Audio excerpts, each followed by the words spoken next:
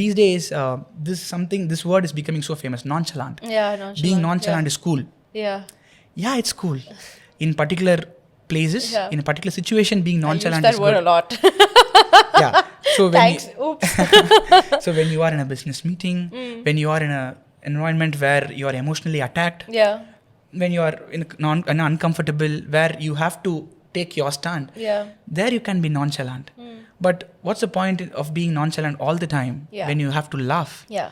When you have to show genuine Yeah, care. it's a difference between being nonchalant for a moment and Yeah. being as a momentum being Yeah. nonchalant. Yeah. So this grows inside you when you really care about philosophy, history, people, politics, what's going on around. Yeah. So all these things grows inside you, and this becomes you, Yeah. the nature.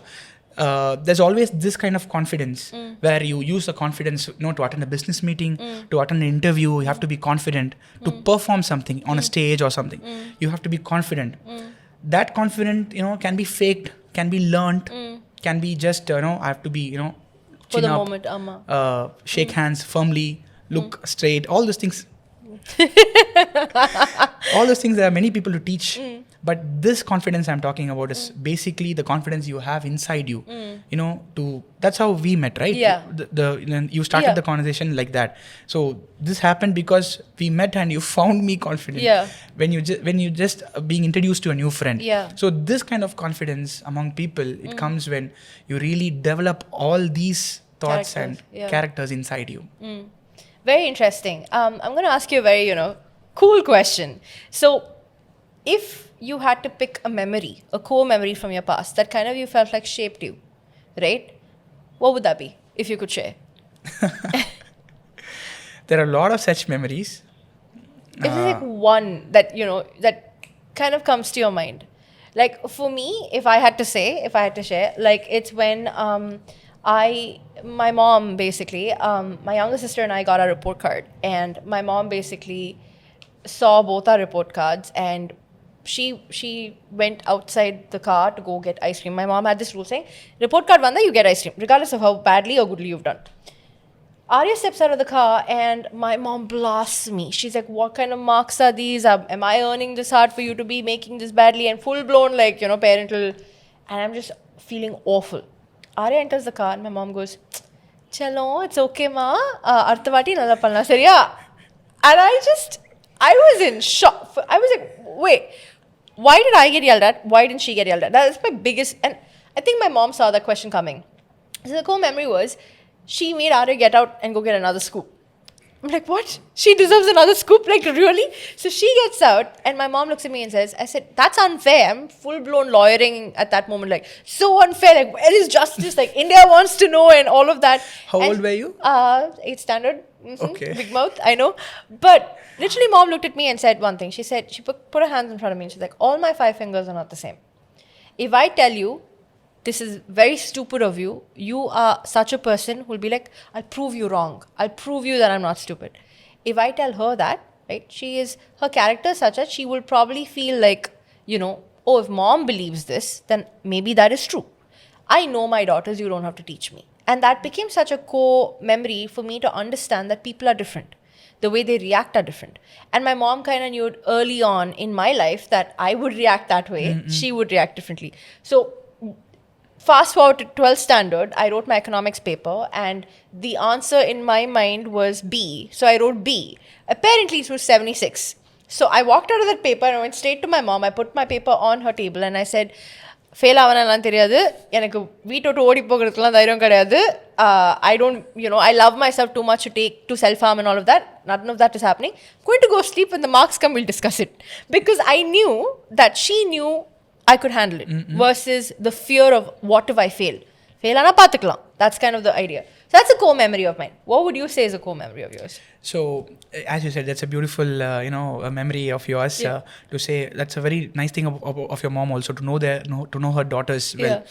Yeah. Like that, I have so many memories, but a lot of negative memories I have where I have been ill-treated, where I have been not understood in a very young age. So I don't want to emphasize on that. Yeah. So there are a lot of such memories are there. So which pushed me to this level. But when you asked what made me like this, I always, owe it to my friends from my UG days, from my, in my post-graduation days, with the friends I had later in life, after 17, after 18, even some friends before that also I have still now. Those people saw something like this in me and they started appreciating. So basically, I was so insecure about myself during my undergraduation. Really? Yeah. Hard to believe, but... So that came from experience. I told you, Yeah. If humility comes naturally, Yeah. that's insecurity. Yeah. I saw that in me. I was naturally humble to people. I was, there's one joke, if Indians are given a chance, they'll stand between molecules. They don't want to disturb people. Yeah. No, I'm just here like that.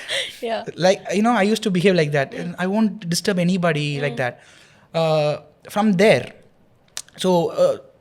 since I was there, like I was like that, being so humble with people started expressing themselves more openly to me. So they know that even if they appreciate me, I won't boast about it. Even if they compliment me or give me a feedback, constructive criticism, I won't take it wrong. I'll accept it. So whatever good things they saw in me, they told it out, and I built on that. I built my character on that. Yeah. And whatever things they said bad about me, you know what? I used to talk a lot about narcissism in Instagram and all, to share awareness about narcissistic personality disorder, how we shouldn't be a narcissist and all. But looking back during my adolescent age and during my young, when I was a young adult, I really, realized many times I had a lot of narcissistic characters in me for many reasons. Yeah. I won't say I'm a narcissist. I had narcissistic personality disorder. I had many narcissistic characteristics in me. I think many people have. Yeah. Every people has some or the other narcissistic character in them. So when people pointed out that during my adolescent and my friends, I accepted it. I grew. I have a big. My close friends will know that. Yeah. I have a big character arc. I used to be a prejudiced person. Whenever I feel about something like this is it, I'll just Stick with that. Yeah. I'll judge a lot. In my young age, I used to talk like this is it. I won't take people's opinions. Yeah. Back then, when people told it, I felt like, oh, they don't know what they're talking. But slowly, I developed on that, and I really realized that, oh, so this is a thing. It's not a core memory, but this is a thing which molded me And shaped you. and brought me to this emotional and mental state of where I am today. Very interesting. Okay, so now that we went to the memory part, I'm curious to know if you met, a younger version of, you're still young, but a younger version of Ivan. Let's say you met a 15-year-old Ivan, walked in here. What is the one thing you'll tell him? A 15-year-old Ivan, Yeah. I'll first hug him Okay. and say it's gonna be much more better in future. Just because you don't see it now. Don't waste your next 10 years of life. It's going to be much better. So whatever comes in your way, be yourself, be more confident. Because of many things from my childhood and a lot of things I couldn't. If given a chance, if I get a chance to relive my 17 to 27, those 10 years again, or 15 to 25, those 10 years again, I'll do much better, I feel. So because of all I said, but that's a foundation. Now I'm happy about it. I'm not regretting anything. I'm very happy about it. All these, I said insecurity, it's like one person like I know beautifully says like this, you're 18 to 30 or 18 to 28 or something. It's like the runway you have before you take the flight take off. Yeah. It's like the runway. You do it properly. Don't mess it up. Do it properly so that the flight will takes off properly and you can have a beautiful flight and you can reach the turbulence and the destination. Seripattis will be less. Yeah, that will be that's another thing. The runway has to be proper. Yeah, I have no regrets on the runway as of now, but I could have done it better. I could have reached, farther, a beautiful destination in my after 25. If I would have taken off well with more confidence, but still, whatever I had in my way, I think I did well. So that will be my Advice message to my younger self. Be more confident. Just hold on. I think we never know. Only with experience we know that, right? Yeah. And that's beautiful because, I know a lot of young people are going to be watching this. And the reason why I picked 15 is because that's kind of when you're writing your board exams, right? Yeah. You're hit with the 10th standard and the A levels and all of that. And you're thinking about IIT, GE and NEET and CLAT and, CA and all of that. And sometimes you just need to hear it from someone who's not that old, but also kind of like, he's like, you'll be fine. I'll definitely tell my 15-year-old self that there is more than getting first rank. I think a lot of Indian culture is like that. Not now. The Gen Z kids and 2K kids can't relate to this. And definitely you won't be able to relate to this. Doing education in a I still studied at 12th standard, but thanks. Okay. So basically, that's the thing.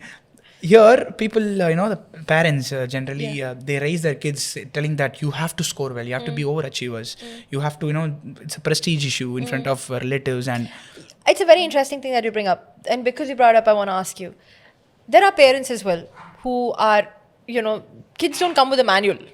There's no manual. Like, you buy a machine, you buy a microwave, there's a manual, you know how to run it. Parents are not given a manual, so they're also figuring it out on the go. Yeah.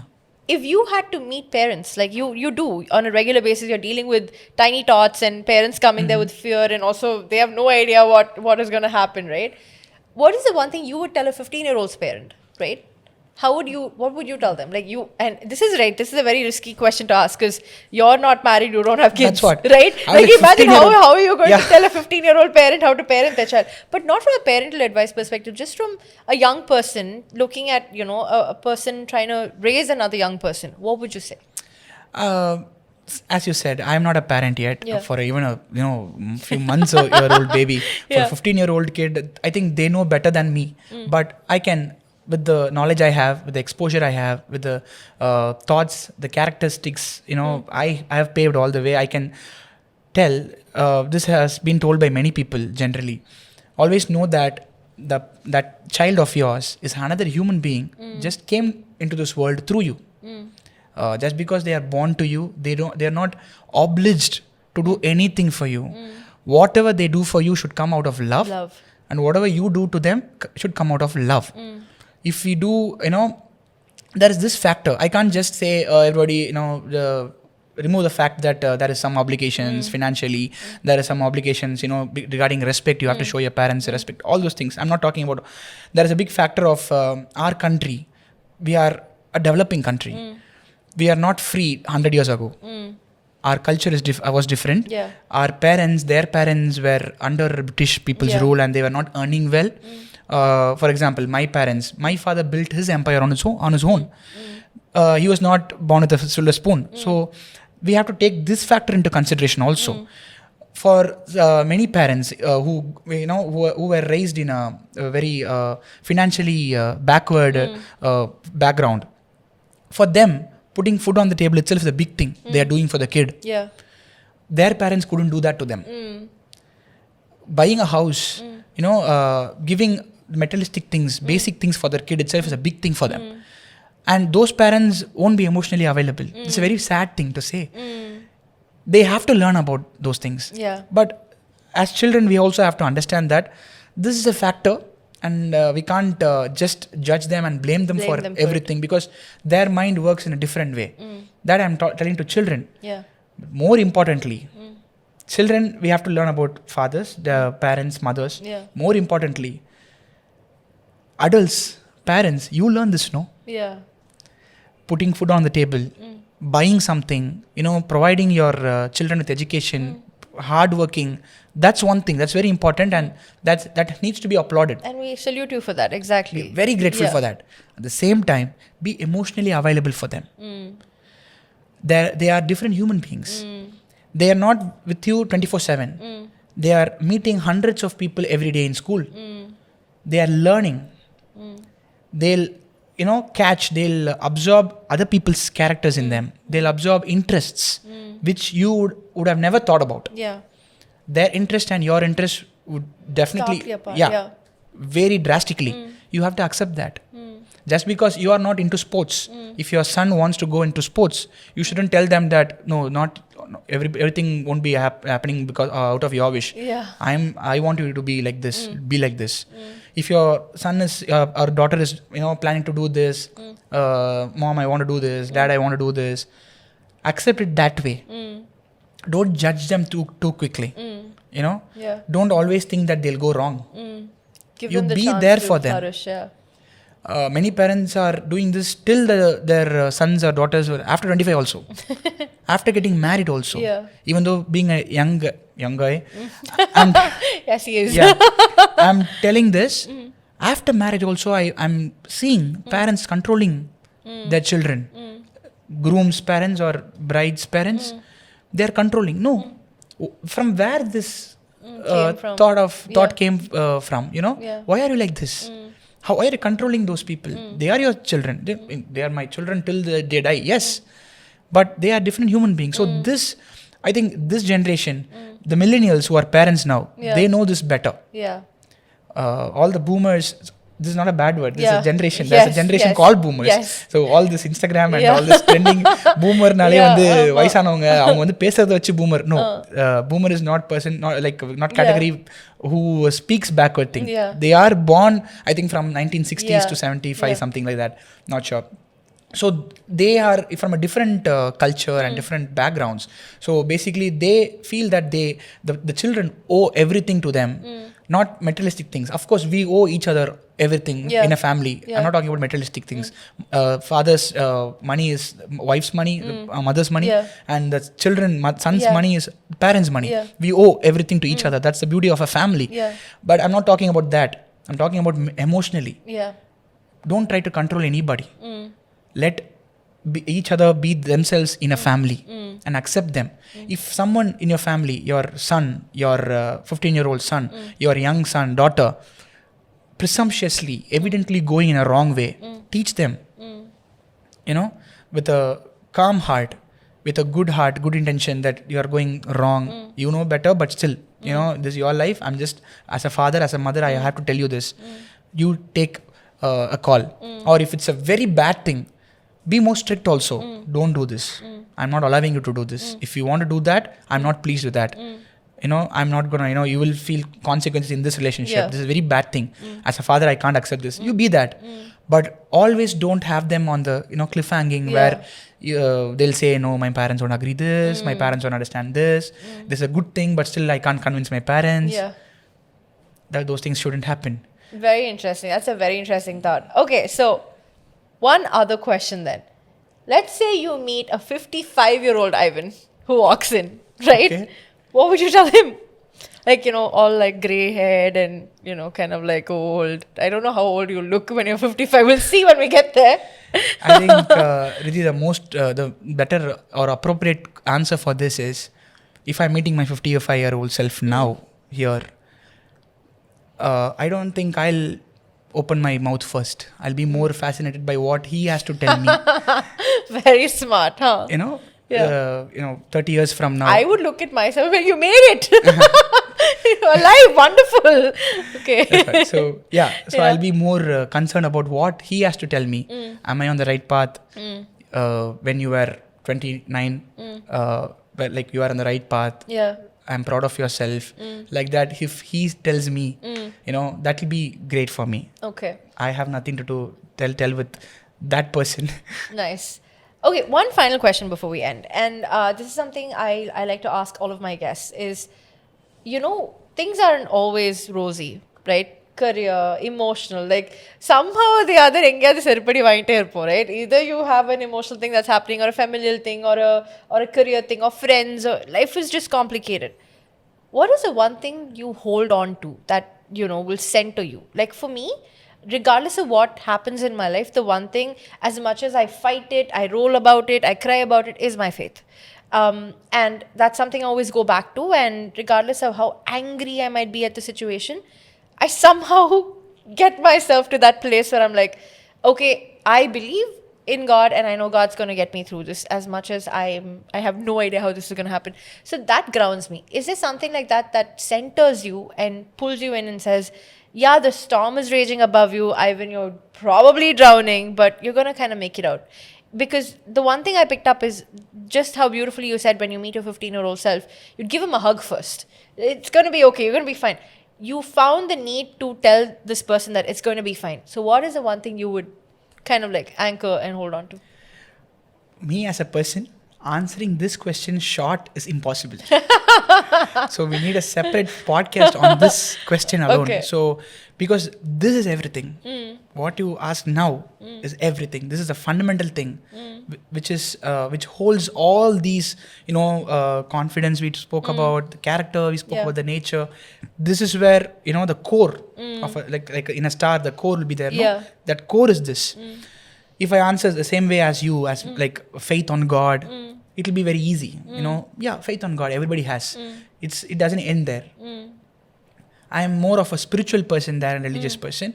I always, in an interview, MS Dhoni, I like Mahendra Singh Dhoni a lot for his leadership and all his, thing. He used to say this: I'm a very religious person, not a spiritual person. This is his take. That confused me actually. People usually say I'm not a religious person, I'm a spiritual person. But he said, I'm not a spiritual person. He takes everything easily. He does things, and his faith on God or rituals are basically superficial, he says. I'm following it for my culture and basic beliefs on that. I won't take it too deeply and analyze everything and treat people that way, he says. But it's totally different for me. Even though I'm a fan of him, I can't, be like that. I'm not wired to be like that. I want to be a spiritual person. But that spirituality also, I don't want it to be based on anybody's teaching to me or just what I'm exposed to. That's a big thing people should think about. They say they are very spiritual or, they think this is spirituality, but their exposure is limited. Where I stay grounded is, one word if I should say, it's learning. Learning everything. As I said, like it needs a separate podcast. Yeah. I believe in God. That holds me. The answer is that only. But if I say that I believe in God, it will be easy and it will be out of context. When I was in my post-graduation during 2020, 2019, especially during COVID times, I got a lot of time, alone time, spending in my terrace. I used to work in emergency postings since we are in dental field, that too pediatric dental field. During my post-graduation, I used to work during COVID times. Patients used to turn up more than usual because many hospitals were closed. The institution where I did my post-graduation, many kids used to come. So morning, full day we used to work, and evening we don't have anything. All the private hospitals, clinics will be closed. I'll be in my terrace alone. The first day when the evening, I got a new binocular and I started stargazing and, looking at the moon. That changed my life and perspective, I should say. The moment I saw moon in a 15x binocular, I was like stunned and I just sat smiling. This happened. I used to tell my friends, we have seen close-up shots of moon by photographers, astrophotography, and everywhere wallpapers in computers. But the moment you see the actual beauty of a moon with your binocular in your eyes, I sat for some time and I literally asked myself this question: where was I not looking at this all my life so far? What it took like 24 years of my life to see this now. Just so beautiful. I started stargazing. I started learning about astronomy. All those, the age of stars and how that widened my perspective in a way that I know nothing in this world. Whatever it is, whatever aspect I take, spirituality, religion, my career, my learning, family, politics, philosophy, all those things I said, there is much to learn. So when I started seeing life this way, my tribulations, my tough times also, when I go through that, who am I in this world? I'm not even a speck. There's a verse in the Bible, right? மனுஷனை நீர் நினைப்பதற்கும் அவனை விசாரிப்பதற்கும் எம்மாத்திரம். We are just a speck. We are nobody in this world. So, and in this vast universe, vast, planet, in this world at least, lot of things are going on. People are being troubled, people are being oppressed, poverty, war, lot of things are going on. Yeah. So when you are really going, that's a very personal thing. You only know the pain, but still, when you look up and submit and see, a lot of things are going on, and I submit to this thought of learning, going through this process. This is spirituality for me. I think this is submitting to God. That's very beautiful. Yeah. One way of saying is lifting our hands, worshipping to God, submitting. This is another way of doing it. Understanding it, going through it, submitting And to facing it. Just go through it and face it. I have my darkest times. My friends knows very well. இவ்வளோ பேசுகிற நானே வந்து I feel very broken at times. That's the beauty of it. Coming out stronger. I think many people have had the bad thoughts, not to proceed life, not to proceed in life, just end it, just quit. Like I have had those thoughts also, but this process of facing it, this took me forward. The learning, what is there, what is there in life. Let's do it. Let's do it. There are a lot of people in this world. We are just sitting here doing a podcast. In the same moment, they are being a monk somewhere in Tibet, in some Himalayas or something, learning life. So what is the purpose of their life then? They have dedicated their life 10 years, 20 years to be a monk. They are just experiencing life in their own terms. In their way, So when you are in a career, in a family, you are in a family, you are facing tribulations, it's okay. People are without families. When you are facing a failure in a career, it's okay. People are... Tomorrow, if poverty strikes you, strikes your country, this world, you should be ready to be normal, without any luxury. So everything you have to, like, all these learnings are taking me forward. So this is a big thing to say. What have I achieved? Like people, like you, when I talk about all these things, a question for me, it's arising. Like talking like a big guy, like a Mahatma Gandhi who did something for a country. All those things. I didn't achieve anything so far, but this is inside me. You don't have to be overachiever or be a big leader, be a big celebrity to tell all these things. I think in my day-to-day life, a problem I'm facing, these thoughts helps me in overcoming. That's what I'm trying to say. It doesn't have to be like a big thing to do. If in a family situation, how I'm handling myself, how I'm grounding myself, an issue with my friends, selecting friends, the decision I'm taking, all these things, these thoughts plays a big role. The way I treat people, that is one big thing I learned in life. Interhuman relationship is the biggest thing I learned. So these thoughts, whatever is keeping me grounded, taking me forward, learning, submitting, not taking anything personally and stressing me out. These thoughts help me to be a better person, treat other people better, and be confident also in life. Very nice. Well, thank you so much, Dr. Ivan Obadiah, for your wonderful, this wonderful time, because I learned a lot. And I think if I had to summarize all of this in one word, be it your character, be it your personality development, be it, the struggles you face, or just being confident or facing it, I would use the word resilience.